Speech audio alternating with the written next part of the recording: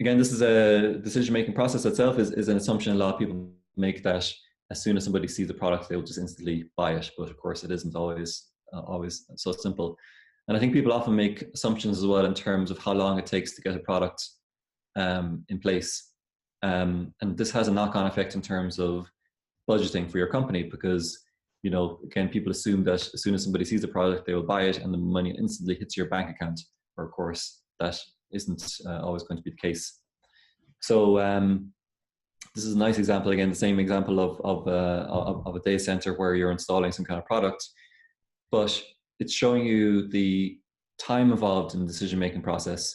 So if you actually had to map out the time involved, what would it be? So again, this is an exercise to make you think about how long does it take to get in there, and how long does it take to get paid as well in the end of the day, because this will have an impact on your resources.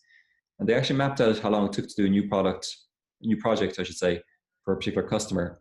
You can see at the maximum amount of time would be 2 months plus 4 months, which is 6, 10, 22, 37, 38 months from end to end, which is, you know, over 3 years for a new project. And of course, you know, you can look at the smaller end of that if you want, but it's still quite substantial. Maybe it's 20 months or something. And they found that if they actually went for retrofit projects instead, that the time would be reduced substantially. So they go instead to 8, 12, and 4, 16 months. Okay, so, you know, quite a lot less in terms of time, nearly half the time in terms of a retrofit project. And again, you can have a smaller number if you're going to the low end of the scale there.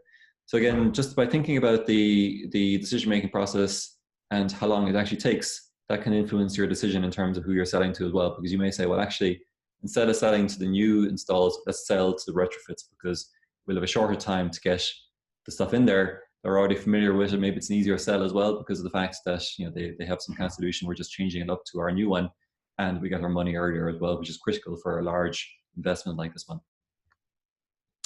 So, you know, that's just a little bit, and as I say, they are quite related. You know, the full lifecycle use case, the decision-making process, but also the sales process. You know, they all, if you were to actually line them up, it would be interesting to try and mash them up in terms of how these align to each other, because some of them do influence each other as well.